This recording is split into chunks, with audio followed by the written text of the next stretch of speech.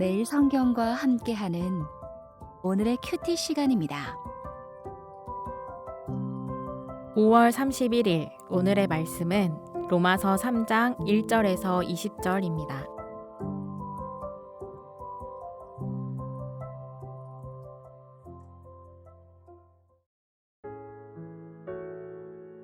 그런즉 유대인의 나음이 무엇이며 할례의 유익이 무엇이냐? 범사에 많으니 우선은 그들이 하나님의 말씀을 맡았음이니라. 어떤 자들이 믿지 아니하였으면 어찌하리요? 그 믿지 아니함이 하나님의 미쁘심을 패하겠느냐? 그럴 수 없느니라. 사람은 다 거짓되되 오직 하나님은 참되시다 할지어다.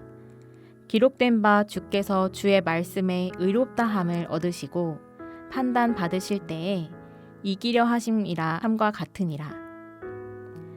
그러나 우리 불의가 하나님의 의를 드러나게 하면 무슨 말 하리요? 내가 사람의 말하는 대로 말하노니 진노를 내리시는 하나님이 불의하시냐?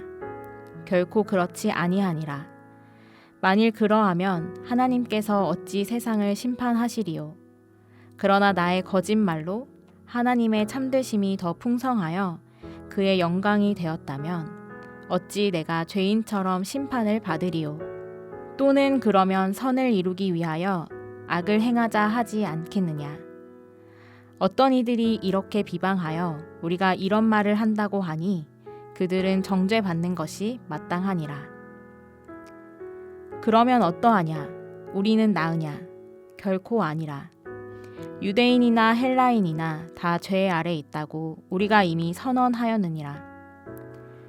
기록된 바 의인은 없나니 하나도 없으며 깨닫는 자도 없고 하나님을 찾는 자도 없고 다 치우쳐 함께 무익하게 되고 선을 행하는 자는 없나니 하나도 없도다.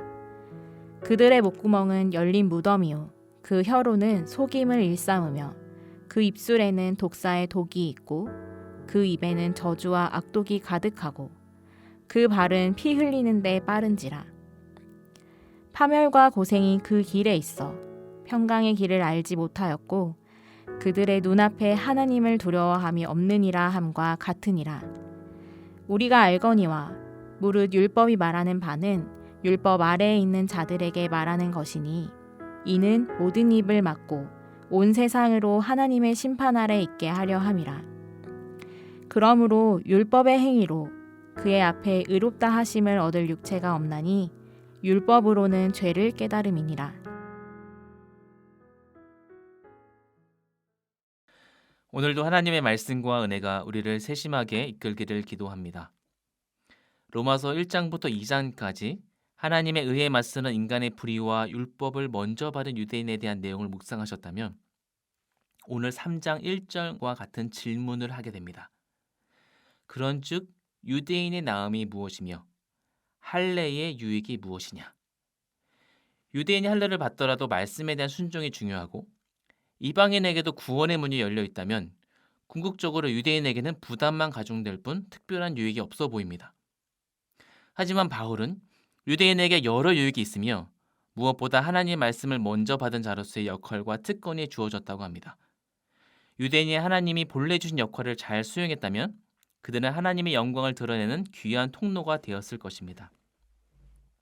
오늘 말씀 2절에 유대인들은 하나님의 말씀을 맡았다고 되어 있습니다. 하나님이 이스라엘 백성에게 말씀을 주신 것이 아니라 당신의 말씀을 맡겨주신 것입니다. 맡긴 자에게 주어진 태도는 충성입니다. 말씀의 소유자가 아니라 말씀의 전달자가 되어야 했던 것이죠. 하지만 유대인은 하나님 말씀을 먼저 받은 자로서 먼저 누리고 알리는 일보다는 먼저 받은 자라는 특권의식에 사로잡혀 이방인의 빛이 아니라 이방인이 빛을 보지 못하겠고 하나님에 대한 지식을 이스라엘 민족에게만 국한되어 확산되지 못하는 일에 앞장서고 말았습니다. 그럼 어떻게 되는 것일까요?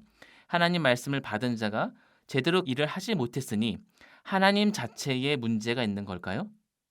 그렇지 않습니다. 왜냐하면 하나님이 하나님의 신실하심의 보증이 되시기 때문에 유대인의 신실한 이행 여부가 하나님의 신실성에는 아무 영향을 끼치지 못하고 심지어 사람의 거짓말과 악행으로 인해 하나님의 참되심은 더더욱 드러날 것입니다. 이쯤 되면 유대인이라면 자신의 실수와 모순에 대해 침묵해야 할 텐데 오히려 자신들의 불의함 때문에 하나님의 의로우심이 드러났다면 뭐가 문제인가요? 라고 따지는 지경에 이릅니다. 5절에 우리의 불의가 오히려 하나님의 정의를 드러낸다고 하면 어떻게 되겠습니까? 라는 사람의 논리를 내세웁니다.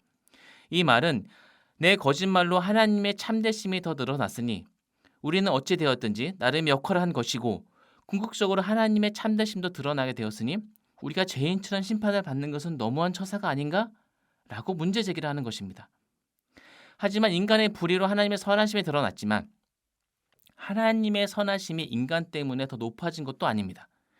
인간이 저지른 불의와 거짓말과 악한 행위는 그로 인해 하나님의 의로우심을 드러냈을지라도 그 자체를 존귀한 삶으로 여길 수 없습니다. 악은 악이고 죄는 죄이고 하나님은 그 악과 죄를 심판하고 우리를 그 가운데서 건져내기 위해 예수님을 보내셨습니다. 유대인이 말씀을 먼저 보관하고 전하는 역할을 부여받았지만 유대인의 탁월한 점이 있음에도 하나님의 제안한 역할을 제대로 감당하지 못했기에 9절에서 이렇게 논의를 요약합니다. 그러면 우리 유대인이 이방인보다 유리한 점이 있는가? 유리한 점이 전혀 없습니다. 라는 결론에 다다릅니다. 바울이 유대인에게 악감정이 있기 때문에 유대인의 한계를 물고 늘어지는 것이 아니라 말씀을 먼저 받은 유대인이 하나님이 제시한 기준에 미치지 못하기에 말씀을 먼저 받은 유대인을 비롯한 모든 인간은 결국 하나님의 구원에 다다를 수 없게 됨을 강조하는 것입니다. 그래서 로마서의 유명한 말씀 로마서 3장 10절에 12절 의인은 없나니 하나도 없다. 이방인이든 유대인이든 누구든지 깨닫는 자가 없고 하나님을 찾는 자도 없고 다 치우쳐 함께 무익하고 선을 행하는 자가 하나도 없다라는 그런 최종 결론에 이르고 악의 지배를 받은 목구멍, 입, 혀, 입술의 성격도 이어서 소개합니다. 바깥에서 사람 속으로 들어가는 것이 사람을 더럽히지 못하고 오히려 사람에게서 나오는 것, 바로 그것이 사람을 더럽히게 한다는 사실, 저주와 악독이 가득한 입술을 언급합니다. 바울은 19절에서 20절에서 율법 아래에 있는 자들에게, 즉 유대인이 자랑하는 입술을 막고 모든 자가 하나님의 심판 아래에 있다고 합니다. 율법을 먼저 받은 자가 침묵한다면 누가 율법과 의로운 삶에 대해서 떠벌리듯이 말할 수 있겠습니까?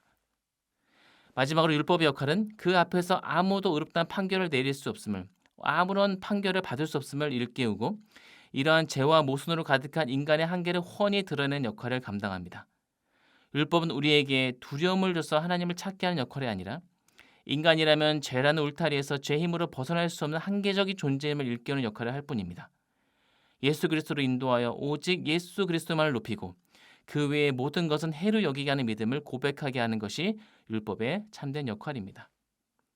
오늘 우리도 말씀 앞에서 주님만을 찾는 하루가 되기를 소망합니다. 함께 기도하겠습니다. 하나님, 잘못된 것은 바로잡게 하시고 악한 것은 드러나게 하시고 내 힘으로 아무것도 할 수 없음을 인정하게 하옵소서. 오직 주님의 은혜만을 구하게 하옵소서. 이 모든 말씀 우리 주 예수 그리스도의 이름으로 기도합니다. 아멘.